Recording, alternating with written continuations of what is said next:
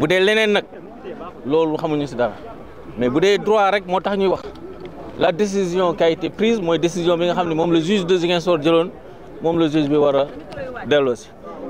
On attendait aujourd'hui une décision li ñu doon xaar juge bi bu ñu paree plaidoirie yi mu joxe décision waaye juge bi nee na da koy mettre en délibéré ba le 14 à 9h ci lay rendre décision donc loolu nañuy xaar ni loolu nañu jëlee ci audience bi waaye lépp li nga xam ne mooy argument de droit li nga xam ni mooy argument yu nga xam ni moom ci luñ mën a sukkandiku lépp tout est en faveur de Ousmane Sonko. Loolu c'est une réalité, mais on attend la décision, on est confiant, on espère que le droit sera dit et ce ne serait que justice. Mais maître, est-ce que mën nga revenir un peu ci li jot a xew ci biir tribunal parce que bi ñu xëy déggoon nañu amoon na quelques altercations yoo amoon diggante les avocats de Sonko ak ki nga xam moom mooy juge bi déjà est-ce que vous pouvez revenir un peu ci li jot a xew ci tribunal bi. waaw yooyu affaire avocat la ak juge dans le cadre d'une plaidoirie.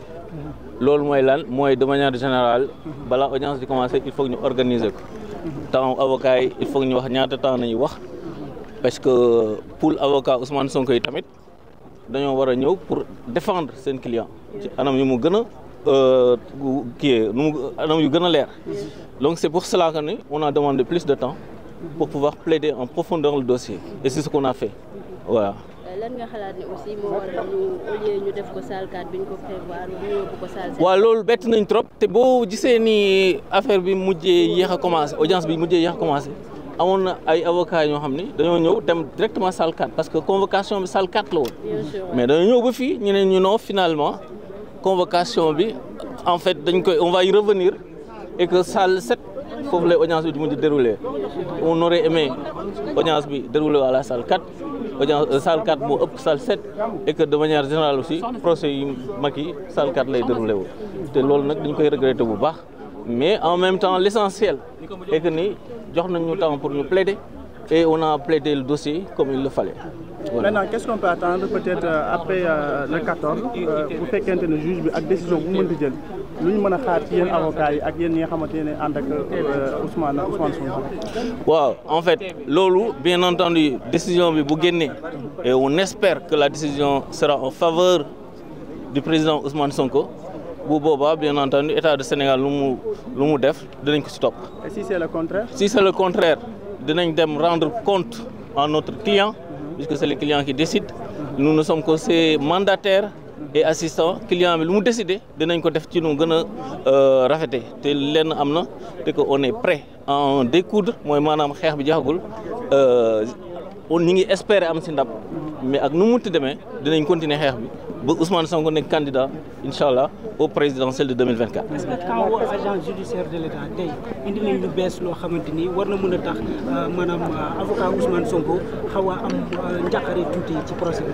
vraiment liñ fi wax lépp loo xam ne lu ñu gisoon démb la loo xam ne juge Sabassi daf leen mayu leen woon ci dëgg lépp liñ fi waxoon mooy li nga xam ne moom la juge Sabassi d'accord de loolu du noonu donc en vérité ils ont rien ramené de nouveau dañoo ñëw di répéter yoo xam ni de vraiment amul ay arguments yoo xam ne àndul ak sax droit parce que de toute façon ñaari point tamit nañ doon débattre benn bi mooy est-ce que Ousmane Sonko président Ousmane Sonko jotoon na notification de la décision de radiation loolu mooy premier point bi et loolu sénégalais yëpp sont témoins que ni Ousmane Sonko musul jot décision de radiation te loolu tamit décision de radiation sax buy am loolu c'est discutable parce que décision na nga koy gis mu nekk un instrumentable acte boobu la kenn gisul contenu de l'acte nañu rapporté le contenu de l'acte moom nañu indi nañ loolu mooy décision bi moom nañu signifié te kenn mësu ko signifié donc loolu ñun nee nañ de toute façon kenn mësu ko signifié moo tax son recours était recevable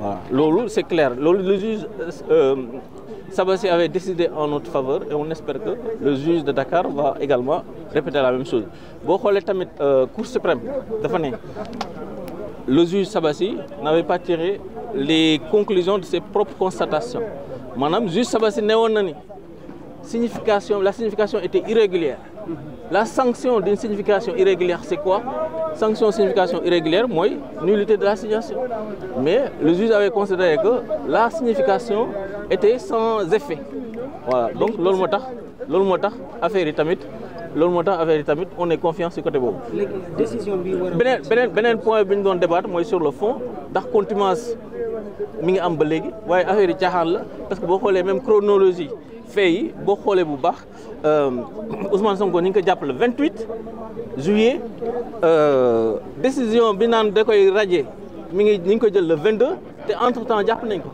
te bu ñu ko jàppee l'article 316 nee na toutes les formalités et tout ce qui a été décidé et qui a été fait est anéanti de plein droit maanaam lépp li nga xam ne defoon nañ ko dañ koy annuler donc en gros sur le fond sur les deux points qui ont été débattus mooy recevabilité bi ak sur le bien fondé yooyu yëpp on est confiant et on espère que le juge va nous suivre. Dernière question maanaam décision bi nga xamante ne le 14 la ko juge bi war a joxe. waaw est-ce que ça demande votre présence oui ou non wala communiqué lay doon nii. décision bi juge bi day ñëw rendre ko fii day ñëw lire ko te bu boobaa ñëpp dinañ ñëw déglu lu muy wax parce que tamit c'est un instant solennel c'est un instant important qui implique tous les Sénégalais parce que Sénégalais yëpp bëgg.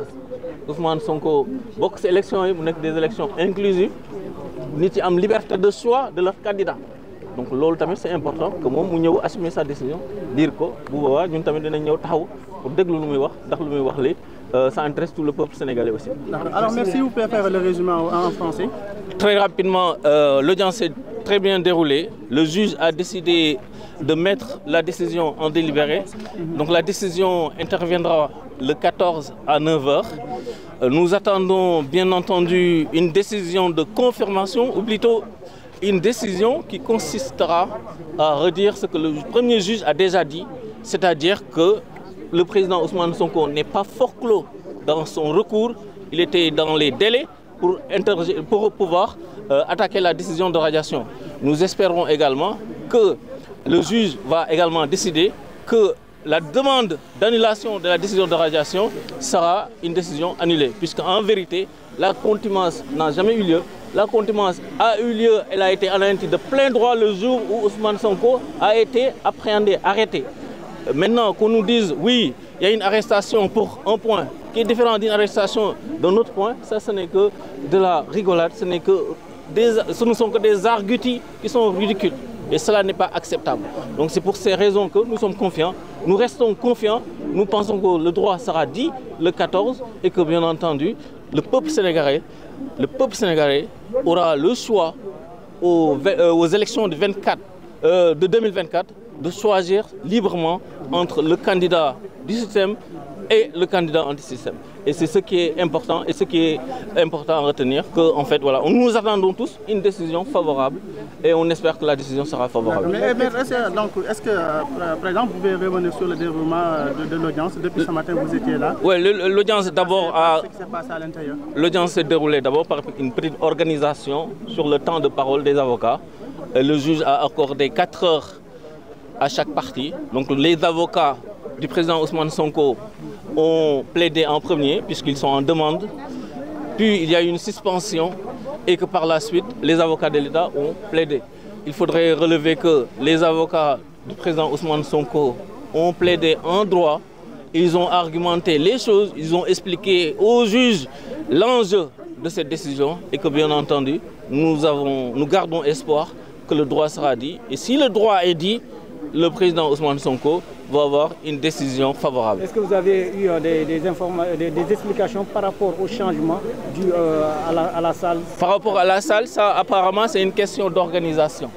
Apparemment c'est une question d'organisation, mais nous regrettons le fait que la salle soit délocalisée sans que nous soyons informés, puisque nos confrères étaient déjà à la salle 4, mais ce n'est qu'un phénomène, c'est que par la suite qu'on nous a informés que l'audience devait avoir lieu à la salle 7.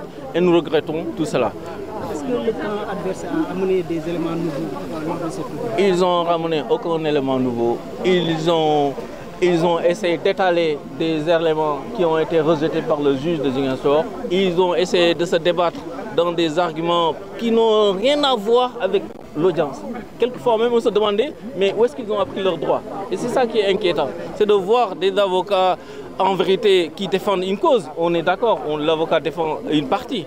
Mais en même temps, on aurait aimé que le débat soit juridique. Mais de l'autre côté, du côté d'en face, le débat n'a pas été vraiment un débat juridique et c'est ça que nous regrettons. Et nous considérons que le juge va rendre sa décision en droit et en droit, le président Ousmane Sonko, on espère qu'il va gagner.